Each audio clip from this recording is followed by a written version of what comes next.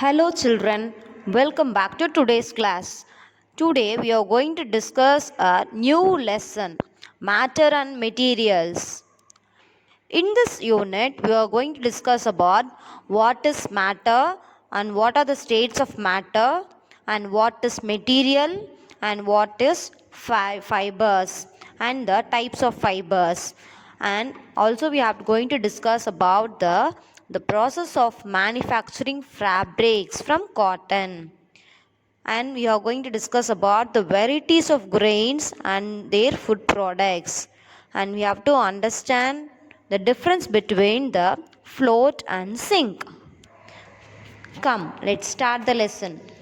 In modern days, we depend on number of things for daily life. Few things we get from nature, such as fruits, vegetables, food items, etc. And few things are manufactured artificially, which are man-made. Example, pen, pencil, ink, notebook, ball, etc. In this lesson, we'll study about the different things used in our daily life and how they are obtained. First, we'll discuss about matter. Matter is anything that has mass and occupies space.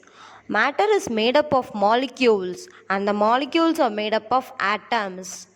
Matter can exist in three different states, namely solid, liquid, and gas. First, we'll discuss about the solid state. In solid state, they have definite shape, size, and volume, and they are closely arranged. Solids are incompressible. Example, stone, brick, box, etc. Next, we'll move upon to liquid state. In liquid state, they have definite volume, but they do not have definite shape and size. They are loosely packed, and liquid states are mostly compressible. Next, we'll move on to gaseous state. In gaseous state, they are very loosely packed and they are highly compressible. Now, we'll move on to the next topic, material. Material is defined as the physical component of something. They can be pure or impure or natural or man-made. We need things such as food, dress, and many other goods for our daily living. They can be natural or man-made materials. Now we'll see about fiber. Fiber is a thin thread of natural or man-made substance. Fibers are used to make cloths with help of weaving machines. Fibers are defined into two types, natural fiber and synthetic fiber. Natural fiber, we get the fiber from plants and animals. The fibers which we get from the plant are plant fibers. Example, cotton, jute, coir, flax, hemp, etc. The fibers we get from animals are called animal fiber. Example, wool and silk. Next is synthetic fiber. Synthetic fiber is also called as artificial fiber. Fibers which are made by humans by a chemical synthesis is called synthetic fiber. Example, rayon, nylon, dacron, etc. These synthetic fibers are obtained from petroleum by complex chemical processes. Now we'll discuss about cotton. Cotton is a bushy plant. It grows 5 to 6 feet high. It grows well in black soil and alluvial soil.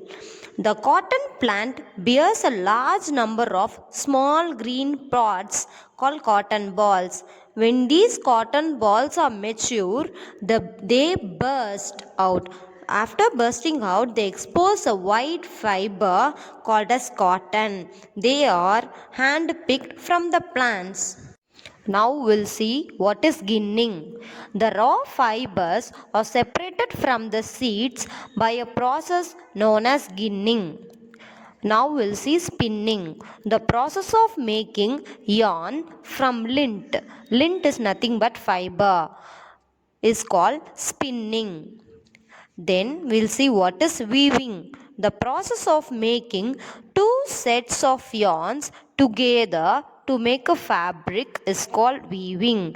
Mostly weaving is done by weaving machines, and also weaving can be done by hand looms. Uses of cotton. Cottons are used as fillers in pillows and mattresses. They are used for making surgical bandages.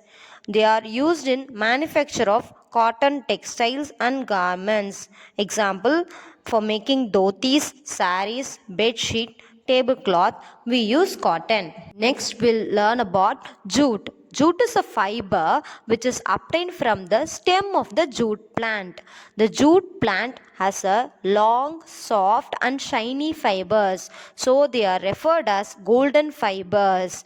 Jute fibers are separated from the process of retting jute by hand and they are dried. Now we'll see the uses of jute. Jutes are used to make bags, carpets, curtains, etc. They are used for making wall hangings for decorations. They are also used for making cloths for wrapping bales of raw cotton and to make socks of storing grains. Next we'll see coir. Do you know how the coir is made? Yes, you're correct. Coils are made with the cover of a coconut.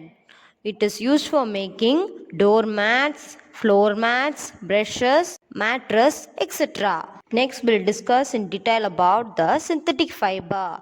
I have already said synthetic fibers are also called as artificial fibers or man-made fibers. The fibers which are made by human with the help of chemical process is called synthetic fiber. Example, rayon is made from the wood pulp.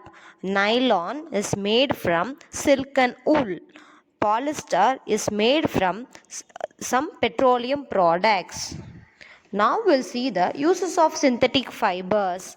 Rayon is used to make rope, cloths, cap, tire, carpets, etc. Nylon cloth are used to for making fishing nets, ropes, parachutes, etc. Polyester is used to make fabric for suits and shirts, belts, etc. These synthetic fibers are also used to make sweaters, shawls and blankets. Now children will see a new topic called grain. Have you ever seen any grain products? Yes, you will be familiarly using in your homes. Your mom will be cooking with the grains.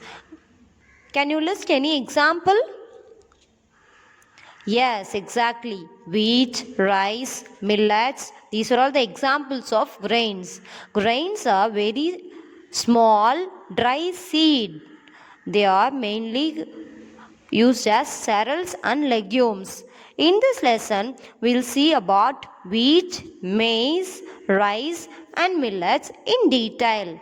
First, we will see wheat. Wheat is the most important crop in the world because they are rich in fibers, vitamins, minerals. Can you name any wheat products? Yes, bread, chapati, puri, cakes, pasta, etc. Now we'll see about maize. Children, have you ever seen maize? Yes, we'll be eating corn. Corn is nothing but maize. It is available in tropical and subtropical countries. In Mexico and America, it is very familiar. Maize oil is extracted from the corn cooking. Maize are very rich in vitamins and minerals. Example, sweet corn, breakfast cereal, tortilla chips, taco and maize oil. Next we'll see rice. Rice is a type of grass.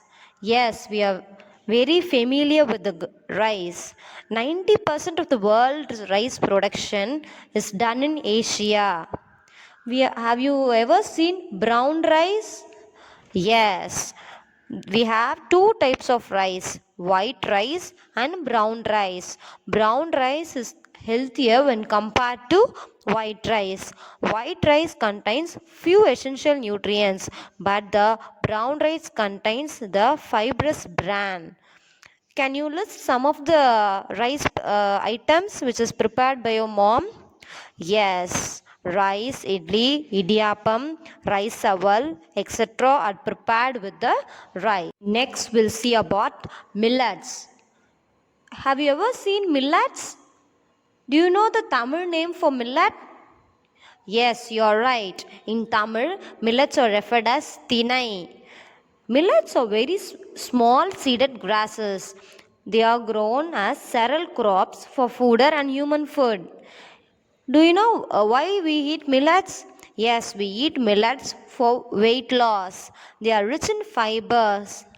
The millet products are tail millet, finger millet, pearl millet, barnyard millet, kodo millet, and little millet. Next, we'll see what is household goods. The goods that are found in house permanently are called household goods. Example, furniture, kitchenware, cloths, towels, bedding, electronic goods, etc. We'll move on to next topic, sinking and floating. We'll explain the concept by an activity. You have to take a bucket of water, spoon and a plastic ball. Come, let's do the activity now. You have to take a bucket of water and you have to place a spoon inside the water. Yeah, what did you notice now? Yes, the spoon, it is high, the density of the spoon is high, so the object goes underneath the water. So it is called as sinking. Yes, what it happens when you place a plastic ball in it?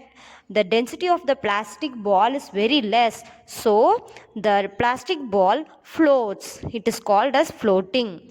Now we'll see solubility of solids in water. Some substance completely dissolved in water, some substance are soluble in water, and other few substance does not dissolve in water after stirring. Can you name a substance that dissolve in water? Yes, sugar, salt, etc. will be dissolved in water. Few example for does not dissolve in water. Let's think and answer. Yes, sawdust does not dissolve in water. If you take a tumbler of water and you put some sawdust in it, if you stir for a long time also, the sawdust will not dissolve in water. The last topic is mixing. Certain liquids are heavier than other liquids. When you try to mix some substances like oil into the water, they does not mix up. The heavier liquid deposits at the bottom and the lighter liquid floats on the top. Now we'll watch a video. States of matter. Matter is made of particles. It exists in 3 states, namely solid, liquid, and gas. The different states of matter are due to the different arrangement of particles of matter. In solid state, the particles of matter are very close to each other. So, the particles hold each other very tightly. That is, there is a strong force of attraction between them. As a result, solids have a definite shape and volume. In liquid state, the particles are packed closely together, but they are much farther apart than the particles in solids. And so, the force of attraction is weaker than it is in solids. Therefore, liquids have a definite volume, but they do not have a definite shape. They take up the shape of the container in which they are kept.